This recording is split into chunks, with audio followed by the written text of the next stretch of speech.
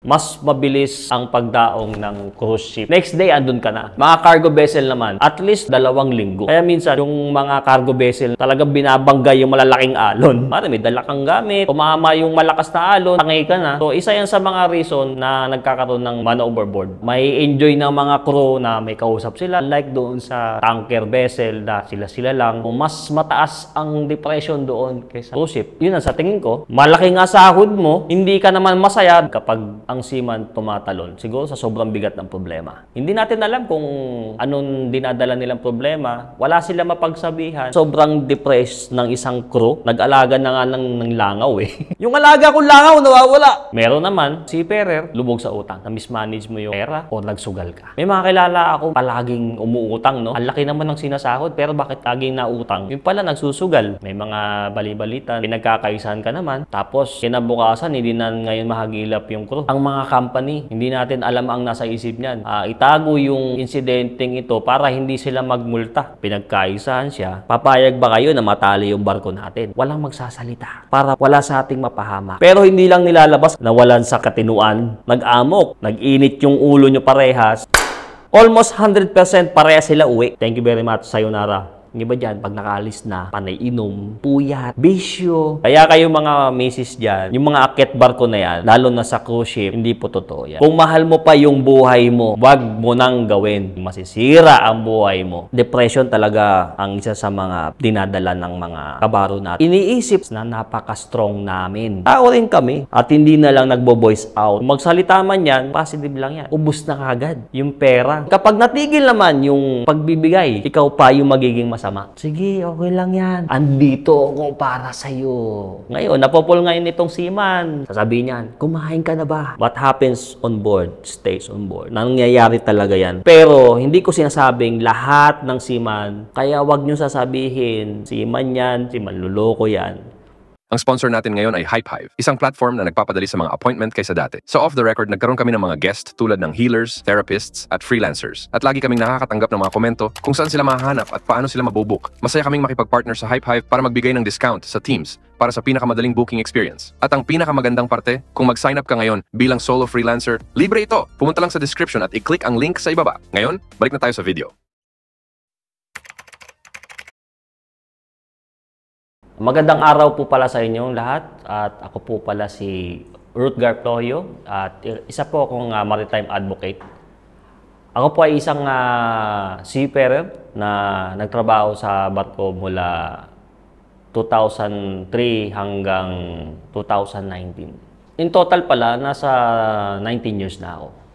So, noong 2020 natigil ako sa pagbabarko kasi nga dahil walang operation sa cruise ship. So, ako ay nagtatrabaho sa cruise ship bilang food server. And, siyempre, stop operation nung 2020. Kaya, nag-start kami magnegosyo dito. Kasi, siyempre, kailangan man kumilos eh. Kailangan mo ng source of income. So, from that moment na nag-stop ang operation, so, kailangan nating makahanap ng pagkakakitaan. Dahil nga, siyempre, hindi naman natin alam kung hanggang kailan babalik yung operation sa hospitality industry. At siyempre, kailangan nating i-survive yung pangangailangan natin bilang padre di pamilya, pangangailangan ng mga anak natin, sarili natin. So, yun, nag-business tayo. Nag-resume yung operation ng cruise line around 2022. So, skeletal force, sineset up, balik ang setup ng operation sa barko. And then, nung ready na, nagsimula na kami ng operation within 20% capacity ng aming barko. So, mas marami yung aming crew on board kaysa dun sa mga guests namin para magkaroon ng social distancing na tinatawag. Sir, na-mention niyo po, no, pamilyado po kayo. Yes. Matanong ko lang po kayo, pagka nasa laot po kayo, ano po yun, paano niyo po hinahandle yung, kasi syempre nawawalay po kayo sa pamilya po ninyo. May epekto po ba sa inyo po yun? Yan, napakaganda ng question mo. So, ang laki ng epekto sa isang seaman kapag malayo talaga sa pamilya eh. Kasi nga, Siyempre, yung sakripisyo mo sa malayo at siyempre yung mahabang oras ng trabaho mo, mas marami kang oras sa profession mo kaysa dun sa family mo. So, nag-e-effort talaga ang mga seafarer na makausap sila at mas madali na ngayon yung communication kasi nga gawa nung ating advanced technology dahil sa digital world na tayo. Mayroon na tayong video call or wifi para makita yung mga minamahal natin sa buhay sa malayo. So, mas maayos ngayon yung communication kaysa dun sa noon pa sa mga nababalitaan ko na magpapadala ng cassette tape tapos it takes at least 2 months bago nila ma-receive yung video recording or voice record na tinatawag. Pag may uuwi lang yung kasamaan nila sa barko, no? So, ang laki ng difference mula noon hanggang ngayon na advanced technology na tayo. So, usually, ang mga seafarer sa amin, sa cruise line, para ma-enjoy nila yung kontrata nila sa barko, kailangan nila ng maraming kaibigan on board. So, kailangan nila yung mag-build sila ng relationship sa mga kasamahan nila ng maayos para pakisamahan sila. Respeto nila. And then, siyempre, pakisamahan nila ng mabuti para hindi rin sila pagkaisahan o hindi sila iwasan. At siyempre, yung isa pa, pagdadaong ngayong barko, yun ang moment para mag-enjoy naman sila sa labas. Kasi sa cruise line kasi, iba-ibang puerto or port ang pinupuntahan ng mga cruise ship para doon sa mga pasahero na gustong ma-enjoy yung iba't ibang parts ng ating mundo. Katulad ng, let's say, nasa Italy ka ngayon. Then next day, nasa Barcelona ka na. So, ang enjoyment, pag nagtatrabaho ko naman sa barko, yun nga, makikita mo yung iba't ibang lugar. At syempre, yung culture ng lugar na pinuntahan nyo. So, isa yan sa mga recreation na binubuo ng crew welfare on board. At syempre, yung recreational activity. Meron silang ginagawa every week na mga activity on board. Kunwari, sa gabing ito, merong beer and pizza. Next day, meron na mga chess tournament. Next day, merong movie night. Next day, merong crew party, which is yung buong barko niyan, nagkakaroon ng announcement na magkakaroon ng team. Let's say, Halloween party. So, mag-i-invite ang mga head of department na suportahan yung event na to para ma-enjoy din nila yung life nila on board. Kasi, nasa crew welfare pa rin ang responsibility para ma-enjoy ng mga crew on board yung kanilang buhay na namimiss nila sa lupa. Sa cruise ship, kung pagbabasihan natin yung pagdaong ng cruise ship sa cargo ship, mas mabilis ang pagdaong ng cruise ship kaysa sa mga cargo vessel. Kasi nga bakit? Pasahero ng barko, siyempre mga tao. So, mas gusto niyan, namamasyal. So, let's say ang mga pagdaong ng mga cruise ship, at least, ang pinakamahaba, no, yung tatawid ka ng Punchal to New York City. Let's say mga 1 week yan. Yun ang pinakamatagal kapag nandun ka sa cruise ship. Ang pinakamaiksi niyan, next day andun ka na. Yun ang pinakamaiksi na pagdaong. Let's say, aalis ka ngayon ng hapon sa port ng, let's say, sa France. Next day, nasa Spain ka na. Kasi magkakalapit lang yan. So, yun ang pinakamaiksi. So, every day, may ibang port, may ibang country. Mga cargo vessel naman, at least tumatagal sila ng 2 linggo. At least, no? Siguro, 28 days na nga siguro yung pinakamahaba. Kasi straight yan. Sabihin natin, ang karga mo galing ng Japan. Tapos dadalhin mo ng Myanmar o Thailand. So it takes at least mga 10 days, mga ganon. So yung babaybayin mo na yon, hindi naman natin masabi, baka minsan may bagyo pa yan. So, minsan na-delay na rin yan kasi syempre yung alon eh. Kapag mataas yung alon, bumabagal yung barko. So, syempre, hindi naman nila maiiwasan yan kasi yun talagang ruta. Kasi pag na-delay naman sila papunta dun sa dadaungan nila, meron silang multa. Or, magbayad sila ng fine dun sa mga kargamento nila na dala-dala. Kaya minsan, kailangan talaga yung mga cargo vessel na yan, talagang binabanggay yung malalaking alon. Di ba? So, siyempre, no choice ka, kundi harapin mo yung matataas na alon, mga malalakas na ulan. So, yun, minsan, napaka-risky rin talaga ng magtrabaho sa mga ganun cargo vessel, sa mga tanker, or sa mga bulk carrier, yung mga sasakyan yung dala-dala. Kasi hindi naman kayo ganun kadami. Sabihin natin yung mga crew on board, kasama ng kapitan, siguro marami na yung 30. Marami na yon sa cargo. Unlike doon sa cruise ship, ang pinaka-konti sa cruise ship, no, at least mga 300 crew. 300 crew na yon. At dagdagan mo pa yung mga guest na dala-dala nyo. So at least mga 1,000 kayo. May enjoy ng mga crew na may kausap sila, may nakikita silang tao. Unlike doon sa mga katulad niyan na tanker vessel na sila-sila lang. So, mas mataas ang depression doon kaysa sa cruise ship. Yun ang sa tingin ko. Kasi syempre, galing ako sa cruise ship. Nakikita ko, basta may mga kaibigan ka na na-enjoy niyo yung trabaho nyo, at wala kayong supervisor na masamang ugali, di ba? So, may enjoy mo talaga yung pagtatrabaho mo sa isang kontrata pag maganda yung environment mo. Kasi counted pa rin yung environment mo on board eh.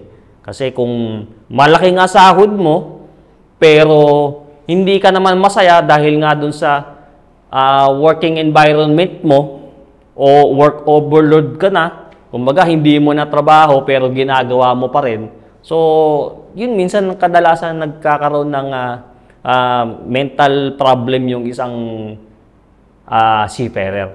Etong mga mental problem po ba? Tsaka yung na-mention niyo po kanina, no, yung danger po, yung alon na malalaking binabangga. Ito po ba yung mga nagiging rason sa mga nagiging man overboard? Yung mga... Technicality sa mga report about safety measure on board, kapag lack of safety equipment o yung kapabayaan din ng mga crew, pag umalon yan, tapos ikaw, palakad-lakad ka sa gilid ng barko nyo, potential talaga na mahagip ka ng alon, tapos matilapon ka sa kabila.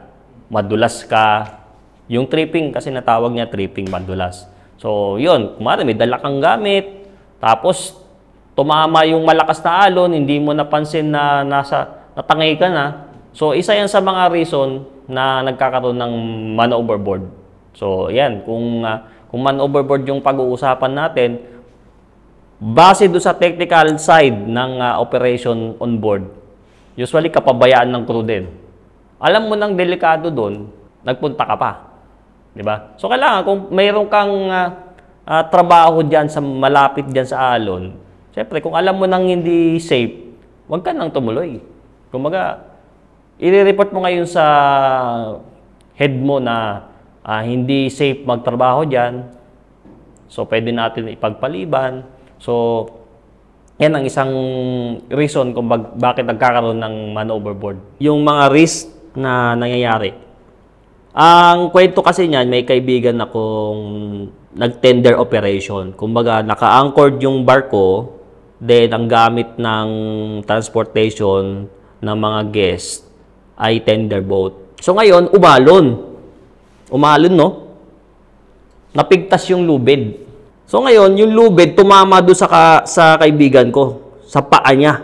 Eh syempre, pag yung galing doon sa tender boat, tapos galing doon sa tali sa barko, yung impact niyan malakas. Kasi umalon eh.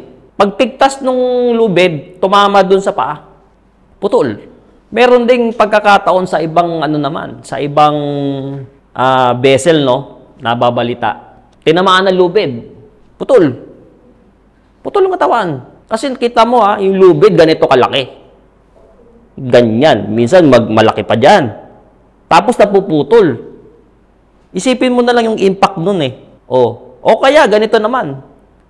Kakulangan sa safety measure. Nag-ayos kayo ng anchor. Tapos nagbaba yung lubid. Di mo alam, yung paa mo, nandun sa isang lubid. Naipit ngayon yung paa mo.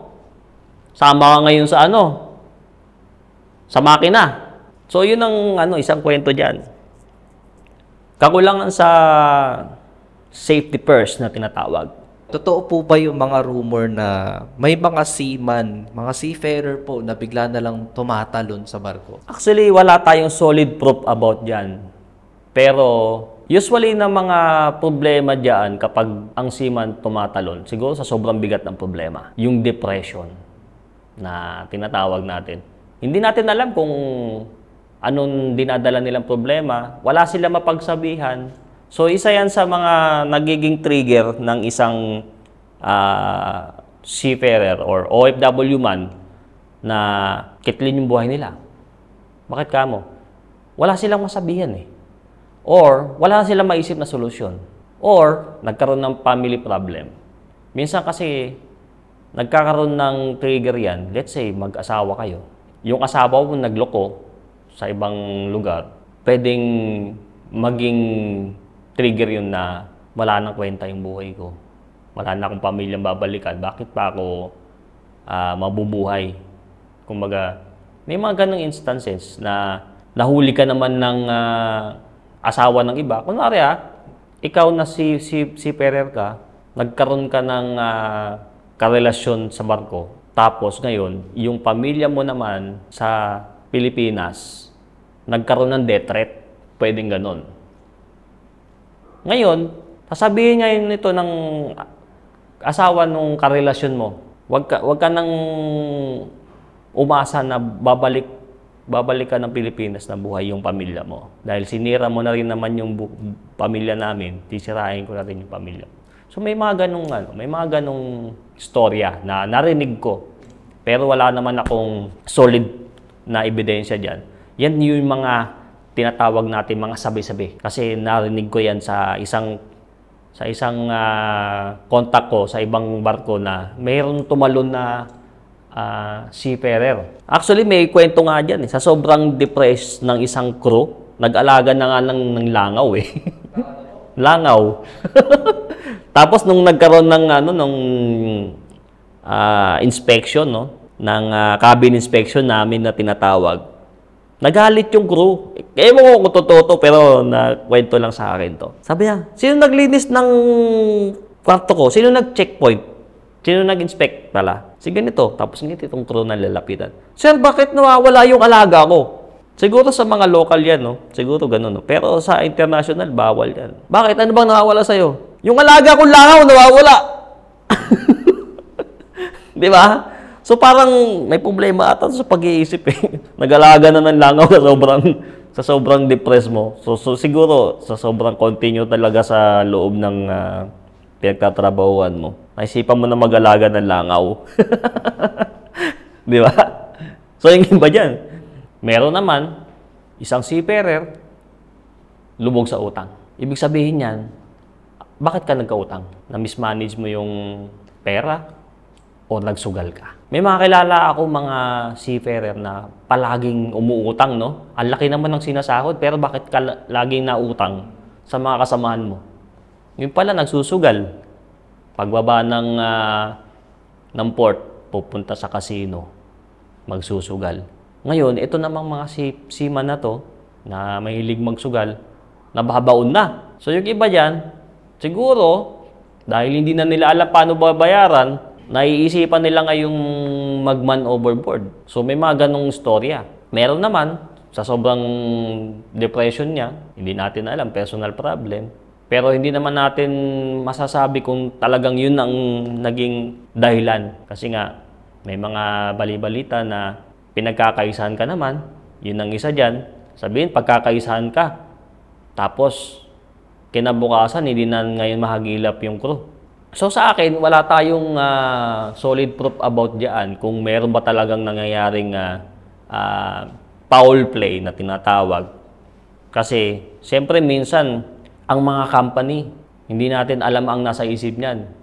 Kung pwede na lang ba nilang itago yung insidenteng ito para hindi sila magmulta. Kasi minsan, sasabihin niyan, bayaran nyo na lang yung pamilya.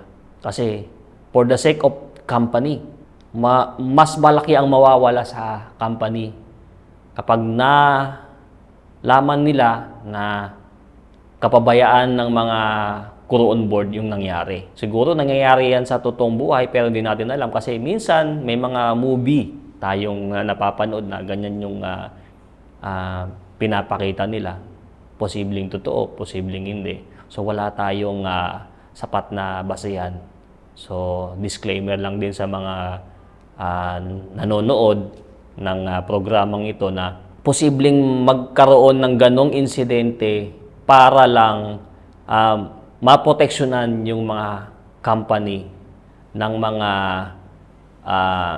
barkong may ganitong kaso. Sa akin, no, bilang isang seafarer, lalo na sa cruise industry ako, ang foul play kasi, napaka-risky niyan eh. What if na totoo nga nag-foul play, no? Kasiraan na yun sa company pag nalaman at napatunayan na kagagawan ng mga kasamahan mo sa barko. Pero kasi, wala tayong sapat na basihan. Pwede kasing itago yan ng mga tao sa barko. So sabihin natin kung meron tayong idea sa ganyan, posibleng sasabihin yan, magpapatawag ng general meeting yan. Konsensya na ng tao yan sa loob kung hindi sila magsasalita. Sasabihin yan, kung sino man yung magsasalita doon sa gitna ng lahat ng crew na yan. Usually kasi ang nangyayari yan sa maliliit na numbers ng mga crew on board. Pero wala tayong basis dyan, no? Pero ito lang itsuri ko. Sasabihin ng leader nila, si ganito, yung crew member natin, nagkaroon ng problema, nawawala siya. Ngayon, wala tayong sapat na ebidensya. Or, sabihin natin na pinagkaisahan siya, papayag ba kayo na matali yung barko natin? Posibleng itali ito kapag napatunayan na pinagkaisahan natin siya. Posible namang mangyari na lahat sila makulong. So para bigyan sila ng solusyon, sasabihin natin, walang magsasalita para wala sa ating mapahamak. Siyempre, kung ikaw ba naman may konsensya ka, totoo man yun, dadalhin mo yun habang buhay. Bilang isang crew member na nasa sitwasyon na yun, sa akin, pwede ko talaga siyang sabihin. Kasi konsensya ko na. Di ba, alin na mawalan ako ng trabaho.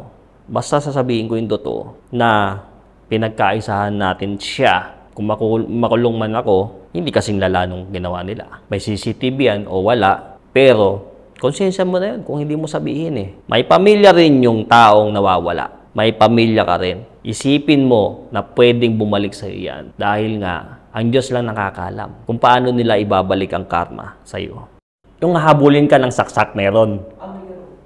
Dahil nga sa sobrang galit, o kaya meron talaga siyang problema sa kanyang sarili, sa kanyang mental health, no? So, nakarinig kami ng balitang ganyan na nag-amok yung chef. Bot yan Merong ganyang insidente. Pero hindi lang nilalabas kasi nga, siyempre, maapektuhan yung company nyo. So, mga kwento yan. Mga kwento yan ng mga nasagap nating mga seaman. Dahil sa sobrang depression, sa sobrang stress sa trabaho, meron tayong tinatawag na nawalan sa katinuan, nag-amok. So, naghabol ng saksak. So, at the end, ang isa sa mga narinig ko, din yung crew na yun. Yung isang balita naman, pagkababa, nakulong, siyempre. Yung ibang kwento naman, bakit ka napapauwi, no? Yung nakikipag-away ka, nagkaroon kayo ng misunderstanding, and then, nag-init yung ulo nyo parehas. Di ba? Nag-away kayo. Magkakaroon ng investigation yan. Iniimbestigahan yan.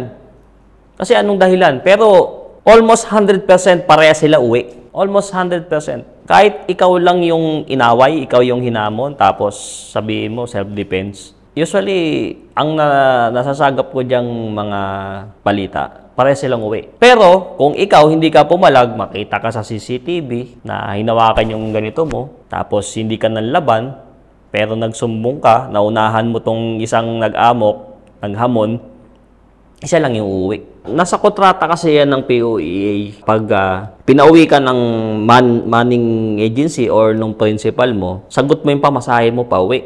At isa pa yan, wala kang sahod na makukuha.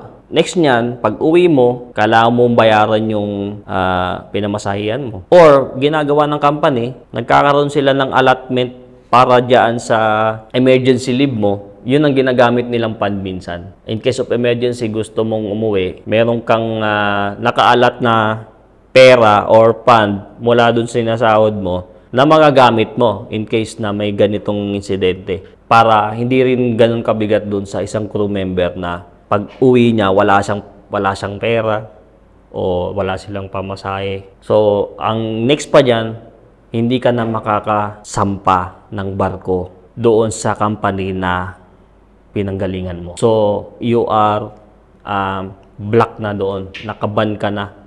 So, hindi ka na makaka-renew ng kontrata kapag may ganito kang issue. May mga nakakaalis pa rin naman na mga seafarer. Pero, ang liit na ng tsansa na kapag ang issue mo ay nakipag-away ka. Kasi nga, behavior mo na yan. Pwede pang lumabas yan sa medical mo, yung psychological test na tinatawag. Kaya napaka-higpit ng mga agency dito para sa kanilang mga medical.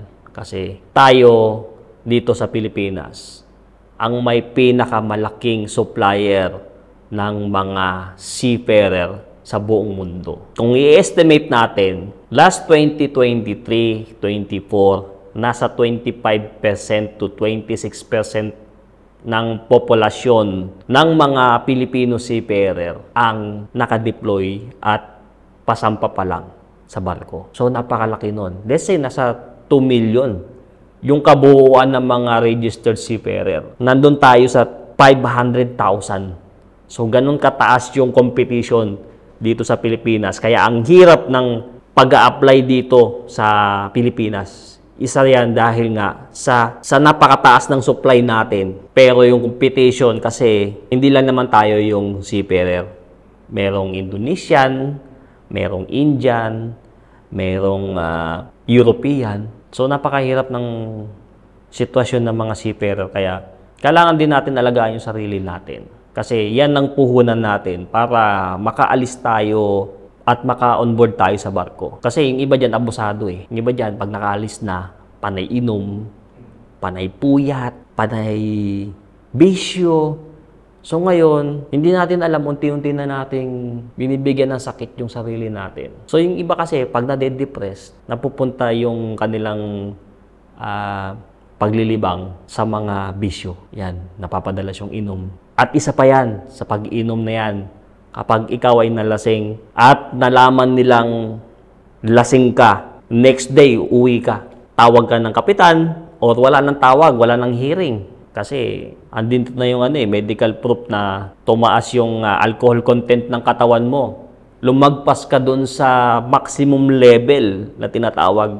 Based dun sa mga na-experience ko, na mga nakita ko, ng mga napauwi dahil sa alcohol content limit, pinapauwi sila pag nakakuha na ng ticket. Pag may ticket na kagad yan, thank you very much, sayonara. Yung sinasabi nilang akit barko, no? Hindi natin talaga alam yan eh. Kung totoo pa talaga yung akit barko na yan, yung sinasabi natin Ano po yan, yung akyat barko? yung mga babae na pinapaakit nila, sabi nila, totoo daw yan. Pero sa cruise ship, hindi pwede yan eh. So, hindi ko masabing totoo man yan o ano. Kasi sa cruise ship, hindi ka pwedeng umakyat sa barko, lalo na sa cruise ship, kung wala kang ID. Kung wala kang keycard na tinatawag. Kasi itatap mo yan eh. Sa gangway pa lang. Itatap mo na kagad yan. Then, maka-register ka na on board or on shore. So, napaka-imposible na magkaroon ng ganyang sitwasyon. Kaya kayo mga misis dyan na nanonood, yung mga akit barko na yan, lalo na sa cruise ship, hindi po totoo yan. Okay? Ako na po nagsasabi sa inyo. sa tagal ko ng pagbabarko, hindi yan ina-allowed ng port authority unless na bisita siyang consider ng isang seafarer from the port side. Pero itong mga nasa tanker, nandito sa mga bulk or mga naka-anchor dyan sa paligid, I don't think na totoo yan, no? So, huwag kayo mag-isip ng ganon sa mga partner nyo na nasa barko. Hindi naman sa dinidepensahan ko sila. Pero kasi yung sakit na pwede nilang makuha dyan, no? Yung STD na tinatawag. Sipag, tiyaga, diskarte. Joke lang yun. So, yung STD na tinatawag, yung sexual transmitted disease, malaki ang potential mo na makuha yan. Kung mahal mo pa yung buhay mo, wag mo nang gawin dahil masisira ang buhay mo kapag sinubukan mo yan na gumamit ka ng babae o lalaki sa labas ng barko. So, payong kaibigan lang. Isipin mo ang pamilya mong iniwan mo, bakit ka talaga nagbarko? Ano ba talaga ang goal mo? Bakit ka lumayo para magbarko? So, wag mo kakalimutan yan. Kasi nga, pangarap mo yan, hindi lang para sa sarili mo. Pangarap mo yan na gusto mong matupad, na makapagbarko ka, para mabigyan mo na magandang kinabukasan yung sarili mo, yung anak mo, pamilya mo, yung buong angkan mo man, kung gusto mong suportahan, nasa sayo yan. Pero wag mong kakalimutan kung ano ang pinakadahilan bakit ka nagbarko.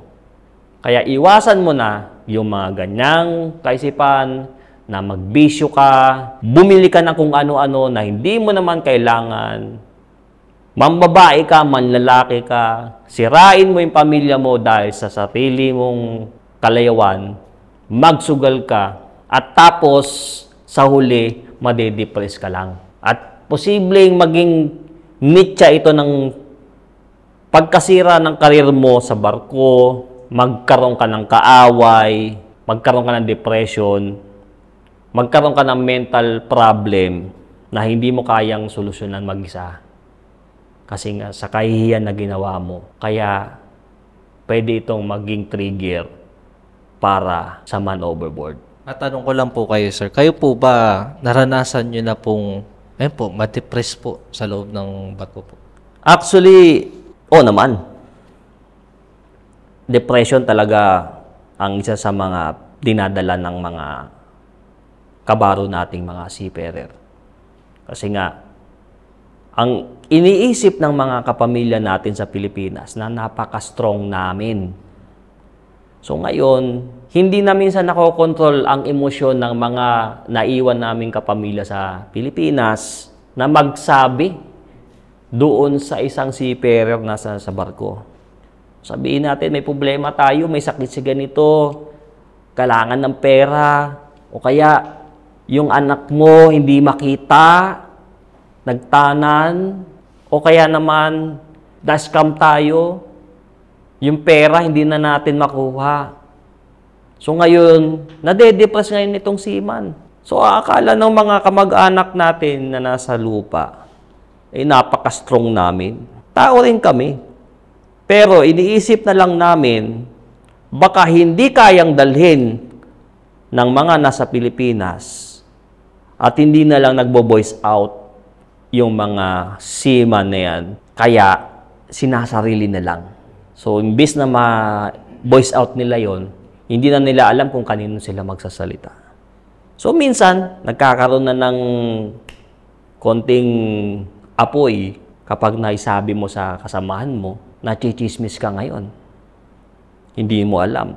Pinag-uusapan ka habang kumakain ka, magkaharap pa kayo. So, minsan, yung isang seafarer sa kahihiyan na dinadala niya sa problema na binigay sa kanya ng kapamilya na nasa Pilipinas, nag-trigger ngayon dito, depression. Emotional depress, mental depression. So, minsan, nagkakasakit na. So ngayon, mas pinipili ng isang seaman na hindi na lang magsalita.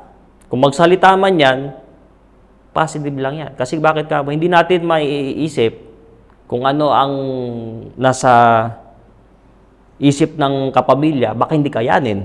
So minsan sinasarili nila talaga ng mga seaman yan. Mas pinapakita nila ang masayang side ng buhay nila sa barko para hindi mag-alala yung mga pamilya na tumatanggap ng allotment, ng pasalubong, yung mga kamag-anak nating hindi naman nagpapahalaga sa kinikita ng ating mga kabaro, malalaman natin yung kapamilya, kapapadala pa lang. Ubus na kagad yung pera. So ito ngayon seaman, hindi na makaalis sa pagbabarko. Kasi nga, bigay na lang ng bigay yung seaman. Hindi niya na iniisip yung sarili niya. Ngayon, kapag natigil naman yung pagbibigay, yung sustento, ikaw pa yung magiging masama. Sasabihin, bakit hindi ka na nagbibigay? Obligasyon mo to na magbigay sa amin kada buwan. Ngayon, ginawa mo na ngayon habit yan sa kapamilya mo na nagiging obligasyon na talaga na magbigay ka.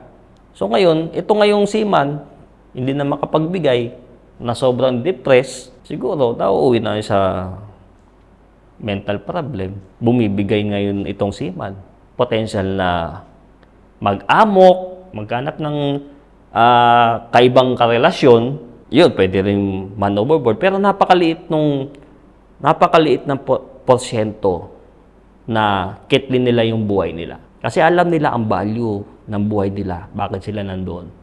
Kung bakit sila naghihirap para makuha nila yung tinatamasa nilang tagumpay, pangarap na matupad. So, kaya nagkakaroon din ng tinatawag natin nga love story kahit na mag-asawa, nade-develop.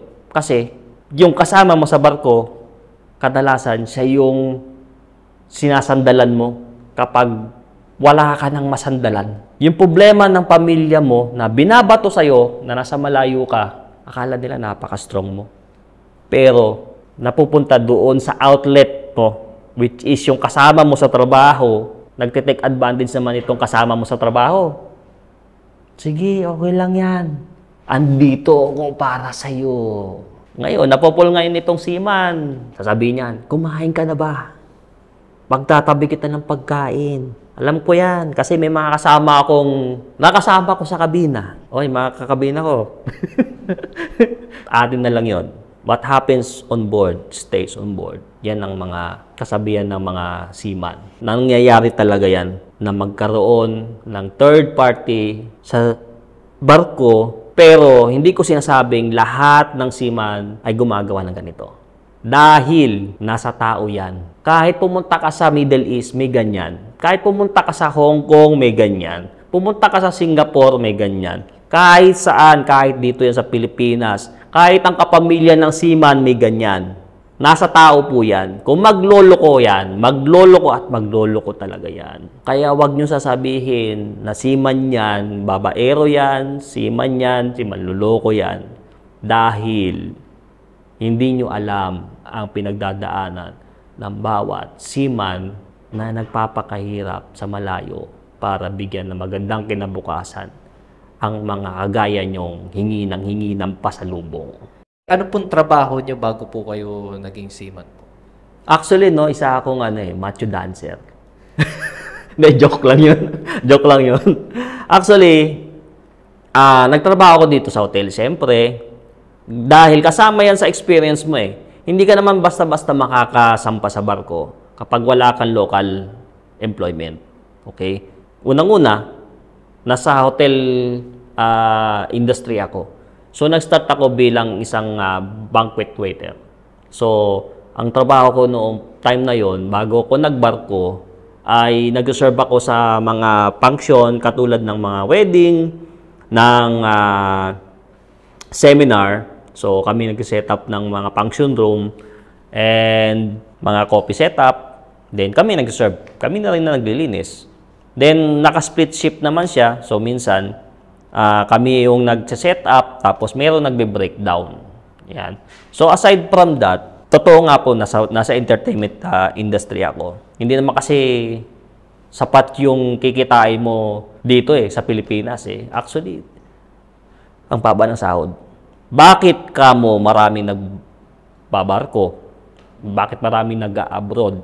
Kasi yung sahod natin dito sa Pilipinas, kumpara doon sa mga ginagastos natin, pamasahe natin, hindi kayang bumuhay ng isang pamilya. Siguro sa mga binata, pwede. Pero hindi naman tayo dapat mag-focus doon. So habang binabagtas ko yung pangarap ko bilang isang seafarer sa hotel industry, sumasideline ako as performer, as a group.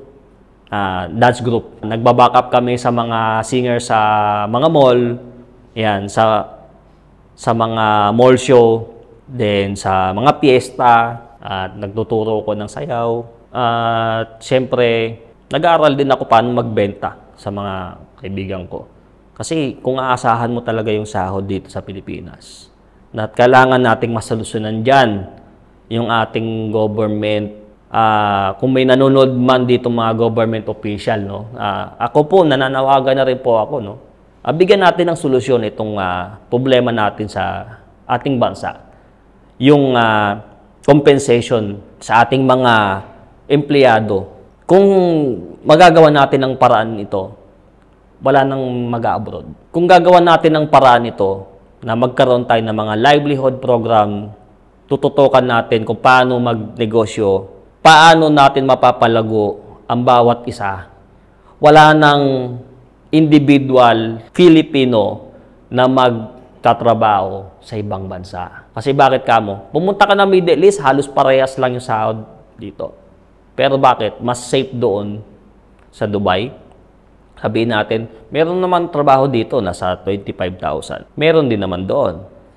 Pero bakit sila nagpupunta doon? May mga gumagawa ng double job. May trabaho sa umaga, may trabaho sa gabi. Yung work overload mo, umaabot ng sabihin natin na 18 hours, tatravel ka pa, para lang magkaroon ng magandang ipon. So, yun lang din ang isa sa nakikita ko, no? Kapag ikaw ay empleyado, mag-isip ka na ng panibagong source of income. Huwag kayong sumandal lang sa iisang source of income. Yung sahod natin, bakit nga tayo nagbabarko? Kasi nga maganda yung sahod. Yun ang iniisip nila. Pero kapag balik mo naman ng Pilipinas, wala nang source of income. Yung seaman, napupunta na lang sa pag-ganon, rat cycle na tinatawag. Sasampa, magtatrabaho, uuwi, tapos magbe-medical.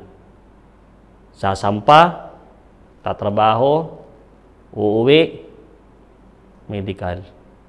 Iniisip nila, pag uwi nila, magpapahinga ako, deserve ko ito magpahinga. Pero yan dapat ang moment mo para mag-aral ka. Pag uwi mo, hanap ka ng opportunity. Matin ka ng mga livelihood program, mga business seminar. Baka doon sa pupuntahan mo, may panibago kang opportunity. So, hindi ka na babalik sa barko. Diba? So, yung mga kapamilya nyo, huwag kayong asa lang ng asa sa mga seaman kasi nga, temporary lang yan. Hindi naman permanente. Walang nagtatrabaho sa barko na lifetime. Contractual lang kami. Hindi namin hawak yung kontrata namin kung kailan namin gustong uuwi kami. So, pahalagahan nyo yung sakripisyo namin bilang OFW, kayong mga pamilya dyan. Pag kayo naman ay may problema, hanggat maaari, huwag nyo nang sabihin sa mga kapamilya nyo na nagtatrabaho sa malayo. Hanggat maaari, gawan nyo ng solusyon. Kasi hindi natin alam ang sitwasyon nila sa ibang bansa na pwede pang iyan ang maging dahilan kung bakit sila nade-depress o yung pinaka-worst case scenario.